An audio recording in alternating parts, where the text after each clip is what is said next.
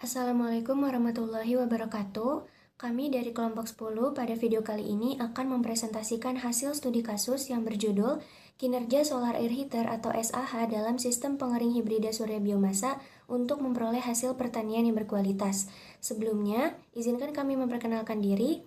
Dimulai dari saya, Nurabiha Kurniati dengan NIM akhir 032, kemudian ada Muhammad Rafli dengan NIM akhir 005, Anandita Khairunisa Nur Samsudin dengan NIM akhir 021, dan Syaud Al-Haktismayer dengan NIM akhir 023. Pengeringan hasil pertanian merupakan salah satu tahapan pasca panen yang sangat menentukan kualitas dan daya simpan produk.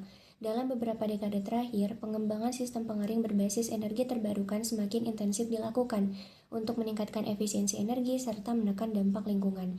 Salah satu inovasi yang banyak dikaji itu adalah sistem pengering hibrida surya biomasa dengan penyimpanan energi termal. Jurnal utama yang kami gunakan itu berfokus pada analisis performa dari SAH atau Solar Air Heater dan ruang pengering melalui pendekatan neraca energi dan eksergi. Dua parameter energi utama yang digunakan untuk mengevaluasi kinerja dari SAH itu adalah energi yang diterima oleh sistem atau QRSAH dan energi keluaran kolektor atau QCO. Nah, dua parameter ini dapat dihitung menggunakan persamaan neraca energi yang telah diturunkan dengan asumsi kondisinya tunak atau steady state serta mengabaikan perubahan energi kinetik dan energi potensial. Tujuan dari studi kasus kami itu adalah menghitung ulang nilai QRSAH dan QCO, kemudian membandingkan hasil yang diperoleh dari perhitungan dengan nilai yang dilaporkan oleh penulis. Adapun metodologi, kami melakukan kalkulasi dan analisis dengan metode studi literatur menggunakan data sekunder dari penelitian yang dilakukan oleh Kumar et al. 2025. Adapun perhitungan utama yang kami lakukan adalah dua. Yang pertama adalah energi yang masuk ke dalam SAH, QRSAH, dan energi yang keluar, QCO. Hasil perhitungan kami kemudian dibandingkan dengan nilai perhitungan yang ada di dalam literatur. Selanjutnya adalah dasar analisis. Dapat dilihat pada tabel 1, terdapat 9 variabel dan parameter yang kami gunakan dalam perhitungan. Yang selanjutnya adalah persamaan yang kami gunakan. Terdapat 3 persamaan utama yang kami gunakan. Yang pertama adalah QRSAH. Nilai ini didapat dari 2 sumber panas. Sumber panas yang pertama adalah energi termal yang dibawa oleh udara, dan yang kedua adalah energi radiasi matahari. Persamaan yang kedua adalah QCO. Berbeda dari QRSAH, QCO hanya berasal dari sumber panas yang dibawa oleh udara. Dan yang ketiga adalah persamaan kalor jenis. Kalor jenis didefinisikan sebagai energi panas yang diperlukan untuk menaikkan suhu 1 kg udara sebesar 1 derajat Kelvin atau Celcius. Baik, selanjutnya saya akan menjelaskan diagram blok alir pada solar air heater. Pada gambar diagram blok alir, energi yang masuk ke solar air heater dipresentasikan sebagai QRSAH. Energi ini berasal dari 2 sumber utama, yaitu energi sensibel yang sudah dibawa oleh udara inlet dan energi radiasi matahari yang diserap oleh kolektor.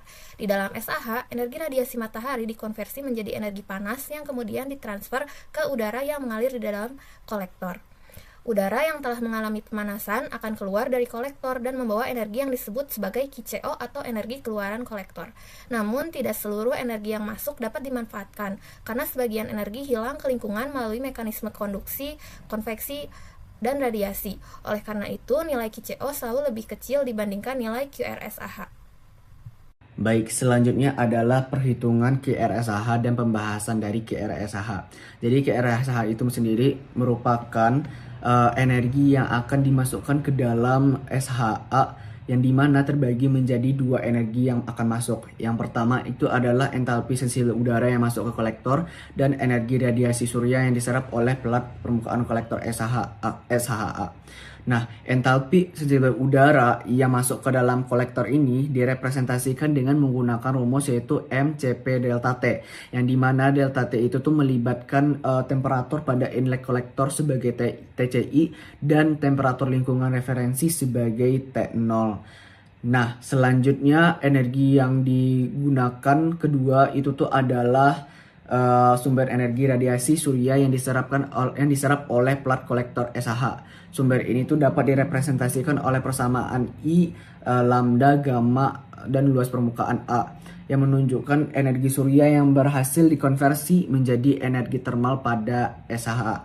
Jadi intensitas radiasi surya ini tuh merupakan variabel yang sangat bergantung pada intensitas cahaya. Jikalau intensitas cahaya itu tuh pada saat dilakukan eksperimen itu tinggi, maka akan meningkatkan nilai QRSH, dan ketika kalau misalnya intensitasnya rendah, maka akan menurunkan QRSH ini sendiri. Berdasarkan hasil penelitian ini, hasil QRSH utama maksimum yaitu berada pada angka 3,73 kJ per second, yaitu pada pukul 11 hingga 11:50, dan QRSH minimum yaitu pada angka 2,42 kJ per second, yaitu pada pukul 9 pagi.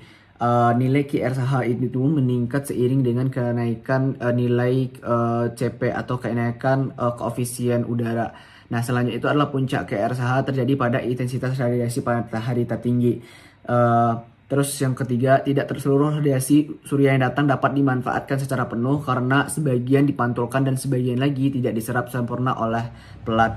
Nah, di sini juga terhitung galatnya itu sebesar 0,30 hingga 7,34%, menunjukkan model perhitungan yang memiliki akurasi yang baik, walaupun ada beberapa pencilan atau beberapa data yang galat yang lumayan signifikan, yaitu berada pada pukul 12,5 itu sebesar 7,34, dan pada pukul 13.00 itu pada pukul 6,00. Hal ini mungkin diakibatkan oleh intensitas udara tadi yang tidak setinggi yang lainnya.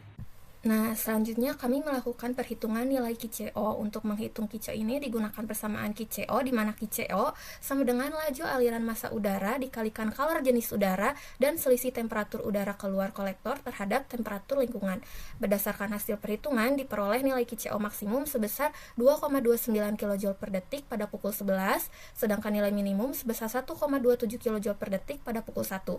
Nah, peningkatan nilai QCO dari pagi hingga siang ini menunjukkan bahwa semakin tinggi temperatur udara keluar kolektor, maka semakin besar juga energi yang berhasil dibawa oleh udara.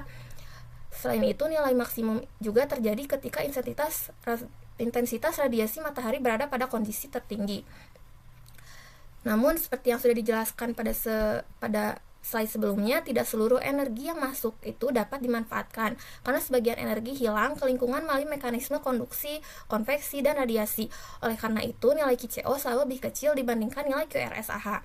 Nah, selain itu juga hasil validasi menunjukkan bahwa galat perhitungan yang didapatkan itu hanya berkisar antara 0,44 hingga 2,36%, sehingga dapat disimpulkan bahwa model perhitungan yang digunakan memiliki tingkat akurasi yang baik dan sesuai dengan data pada literatur. Untuk kesimpulan, yang pertama, nilai QRSH rata-rata diperoleh sebesar 2,986 kJ per second yang merepresentasikan total energi yang masuk ke dalam SAH. Yang kedua, nilai QCO yang diperoleh dari perhitungan memiliki nilai rata-rata sebesar 1,893 kJ per second. Nilai ini merepresentasikan energi keluaran kolektor atau useful energy output dari solar air heater. Nilai QCO yang selalu lebih kecil dari nilai QRSH menunjukkan adanya kehilangan energi selama proses perpindahan panas di dalam kolektor. Yang ketiga, nilai galat rata-rata yang diperoleh pada QRSH dan QCO masing-masing sebesar 2,53% dan 1,30%. Sekian dari kelompok kami, mohon maaf apabila ada kesalahan. Wassalamualaikum warahmatullahi wabarakatuh.